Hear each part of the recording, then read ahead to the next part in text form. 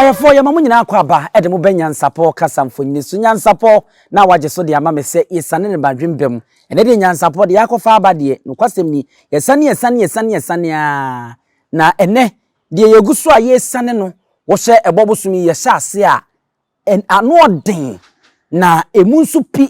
a ni nyina editie edihwe na edika eno nti ene eni mpanyi atenase na afi yesua ho ade na yehuye emaremfi se ya hyase a ye pese yesua Fekuo ahodo a ewo Asante mantem Kumasi titiriwo wokọ menhia ye tenase a yesi Fekuo eno na yesua ho ade de di kan na ye pato ane de ye hwe na yehui se Fekuo na se kire ne etie a ye wie ye no ye ekonti Fekuo a ebinum fa ekan se eye kontire ye wie ama eno no yakwa ye nifa kra nifa no kra ne toso eye miensa pa atre no ene eye akwamu ana eno eye pa 2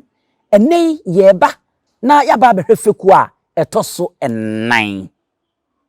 enu nti na ne enu mabehie subscribe share na fo adwenkyere fato ase efa emmame yenko na enu opanyine ni bedi nkomo yi yenko na kwa ba nana wadaruma ye mo akwa ba NYANSAPO so yemu na umpum ti sei adom arakwa edo twedi ampoase wadaruma mami wudi ni nyina biem kotobrija kwame owusu akosa abusuafo okotobrija kwame owusu akosa ananse owododo nenso wotesoro wono ne na se nkomoboyi ase a yene ne etwetwe nkomoyi enti yenkoi nene yeba na yaba ba behwe Fekuo a ye kan se Adonten Fekuo eno nene ye yeba na afi ya besua ho ade enti yenkoi na afi yenko hyase okotorija eja wadaroma Adonten so ka Fekuo no homeboa enyo Adonten ne den edom entene nyabotre mame edom ntene na se Adonten ni nyina no ye kiremu pa eye edom entene sa dik ay mama fanyu mi fam because yesua we na enwom so fam na eye afutu sem na Asante dwom de ni na atufo o se entin siri ago ye amen entin siri ago ye amen entin siri na dwene ho de ho na de bebei na de beba na chen mi de ye asre o menyaw entin siri na dwene ho de ho na de bebei na de beba na chen mi de ye asre e menyaw ni na na se wote ma asemensre anso de betimi aba eba menyaw na ade nso beba na be chen mi de na se ya akoye se owie bo na nchensere nkuto na refi se osuo betimi ato adekye Adonten na empempie bu a wo sa asene fo mrane o se Asenie kodi Adonten sa Fekuo ya abusua mienu pe Fekuo obene kwafo no chenhyehyɛ ye de ho no abusua ben ya Asenie ene Ekuona fo Eko asimpini asare ahwene ebodom ewuo omo sa Fekuo mu Asenie kodi Adonten a motia makom sumakoko omani ana ye omoya omonchi dompa ase omonsu o sa Fekuo abusua no mienu ne se sesoma mbiem Asenie ne den Ekuona abusua mienu a ewo Fekuo no no won ni Asenie ene Ekuona won ena wo ka edom ntene kuo no ho na obibusa se di ntina abusua emienu pe kam bebisa tete akunsi akonfo ye ne sesa akon aduonum pim asa adua boa o chekire adua bem eye ida so obi ka se ida se aduonum pim ana se adua boa adua boa na chekire kura efe na adua ben okay eti ne wo fa se ene aduonum pim omo penso ne so omo nkokon na wo bekọ no na ofiri ni nua asenefuo sa akwade date o ya anto ahene tutu ampem o chen kurom hene na ofra makom adumensa se kun se dia banye na Ekuona so mo kwa ntimi nko na ofra Ekuona fo aye ase aboa so abenchim aso be kan ho ti abenchim aye ase aboa so ne asaman Omuna ye Ekuona fo ombeka asenefo ho asanso so ka ho mo ko sa akon no ewie nkunum de nye kambom preko se mo ne domontene Adonten Fekuo ne hwan bimu kan se ono ne adua benhene so ne hwan Kumasi Adonten hene na adu jamfi empempi aya na mote Akufo Ado ne chimba mu fanse Akufo Ado prempe enko prempe no ono ne na adu jamfi enka ne no di abrante no mefro akonua no eye puduo akonua no na edin a yede wo no ofura safo agi abusuma amemesome ka ho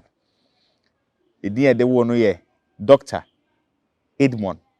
Oseitutu prempe ne bi mo so bone e friend se na asai eti ono lawyer kuni pa lawyer de wa ben seja ti Asante hemfo no de bia ben ti ono Akufo Ado na na te sa chimba no na Akufo Ado sei eno de ahenie watena so etwamu dunum that's over 15 years wacha wa konia nso amakomhene so was Fekuo ni mo hene se amakomhene ona wo katachi pokwa de odikan antwa hene eso wo ho kwa mo hene eso wo ho na asenefo no mo fa ase eye chan kurom ni Asenia hene no so be peda bi abusa sa de no di kurom enu so ekun bi na ode na de hye koso Asenia ba sa na chese sei kurom enu no di so ade nti ohema na ti Asenia no no ne te chan kurom tu kabuma chan kurom ni Asenia hene san kurofoi o mo na ye asenefo no Adonten hene amakumantoa kwamo chan kurom yema Ekuona fo na asanso aboso kukufu aboso abenchim amosole amofra na nwa kwanta ayi be kwan yi so enyo anyan kwanta enyo ni din de sei abenchim ni din ankasa pa no bofro tukrom ho no eho nya anyan kwanta eho nya abenchim ena danse ayase omonso ne Ekuona fo egum ena asaman ka ho na asaman isi wo ye man hene ti Kumasi Adonten Fekuo na nwe na enka tetere na kurobia yefiri anwoma mpasa chi kotoko firi dudum fredo do na ye kokon na odi Adonten etirei na jase ne anantaba ya isi ye kofre oti kodi anantemu ema ye sane mra ne se oti purukusu odi anantemu sanete ti upredom no ba bi omugina kese pa se opese oto o ka wo hene pa de na nka ya Adonten omo no ese bi mo bantema ne ayi mu di adimu no ono ne hye mfinfin ono no nka sa broni be ka se the main army omo no maben akun no mu ginam dindin chichira omo di tuani afra na kokon bo afo akon na na omo tie ne chichira wow Adonten no omo kura dom o sa Fekuo ni ti abusua mienu we eginam na se omo nso eba ko a wonom nso ko oh se bi akusa bi so omo ntenye ma no matena fie abomomome ya to bna etwa agyado mo de omo ye mema pa edu bebe mo ko moti asa nina moti asa sa Empanifo che so muko no bogu. Obogu no de oti ane se pipe. Enso hu se nipa gina ho atutuo no. Nipa gina ho atutuo. Na che se Adonten fo na gina kwaye nu na tete. Woti asa. Eno ni Adonten no. Edomontene ku. Ekon mbako bi ni. Na ansa na no. Yesu a ye ba nyina wo fe di kan de tosumie ni de tosumie nsa ye duru nan so yi. Ye bobbo Fekuo no wo mo nyina ye nte wo ba bia di. E ma nka Fekuo no ho ana. Asere. Hey. Ema wo ho. Na ma nchichiri Fekuo. Se ukuro mi hene wo ho a. Ne hema so ho. Ti ni ma ka Fekuo na oba no na okwasa. Debbie. Okay. Ti se wo ba ne wa enwom se ma na ebo ye chidom de. Nanso na ememum na e ka asam. Ema no nti na ewo ma ye kobusi abro nti abro yete wonom na ya abro na asem ye kwa ne sen yo. Ye ka ne sen si yete wo. E bia monka ne se me ma na monka ne se. No maka ne sa. Ti yenkobusi abro wa no. Ema no mo ma mema na futuo. Hwe ema hwe amenche wade bi ema se eba ne se kon ana se asem ye tactics pa omunim si obi ya genji na nam si yenkobusi abrewa ogbako abro enye ni o ma ne sei da bi jai emfa ha nkokon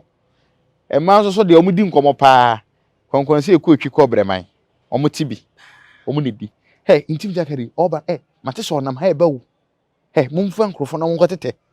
obi na kodi nkomo ma obi kodi nkomo na chese ma na ba kora ba asote ti e ma no mo bo Asante chechire panka ya Asanto anka enka ya Asanto ambem Yes, ewom se wonum keke ka ho se de making na so no adwen a omode tachire a womode boa nananom etu anya china ya echijinafo na eto oba ye so yonto ya kan so otonya ado anu onton tuduro utotuo nso abema dem na twere mo ti ma na ye no omo ho omunna wo Fekuo num bi de na so we ka say active ana say partisan yine partisan kra de na che some politics active yine pa de na che say omumbam kese yes boni be ka say direct na omo nkon direct ana say wonum nka kuo no direct na enso no indirectly no kwan bi so no wonum eka ho na echichiri kuo no enti na che say Adonten so Fekuo no eno so ho asem no wonum no wabobbo mu din a wonum nyina nso kokon ti ebetimi aka say abusua mienu pa agina wode ma Adonten say de wo ka no edomonten ne Asenie na afeyi Ekuona abusua nana edia medase arafo ofen to so 9 mo de ambaga nse part 2 part 4 eno series no ene eguso a ye twai Fekuo ahodo no ene ye eguso a ye biebie mu eba ba mu ne hu se de bia wo wom ene wo mu dwumadi a wo mu dititiriwo ye de Adonten de ani de besia no mo na ya ye ne kagya bi daachi bia ye beto so ye mamu nyina mo ene hwa wogyen ahenewa midin ene abusua panin owusu etuomi Adonten yebube ne brebe nse si yebube ebe ye de den kura preko enim sebe odwampopo bi esi kuro ni mu awase wadoresa Tanyini wantena fie ema aseduamfo blani pie frimantam behin se pin enye nkwande wa na yesotro no wa ansa na odi asebe fita na anoma akode brensi am wa wotua ne nsem mojabumonim hu duanani wie klaman wo ye sofo kra wo nye yie bi tontonte ye no sa na ye fa nyansapo abone ntaka na mane yakese na ntakra abone de fanyinam kwatere kwa mada woro ma ntuma ye fe ni din de sei ni din de Obama akola wa no so pese otrimu osuma ense bratam the problem ne honhon hia na America sabe ka ya twere ni mu nyame nai ebu afaso enye de ya twere ni mu twa nyame sebedi akone bekwen bodi atwede na se kofi nro ni ya aben ntime nyina ni mu ampata na wo yade ya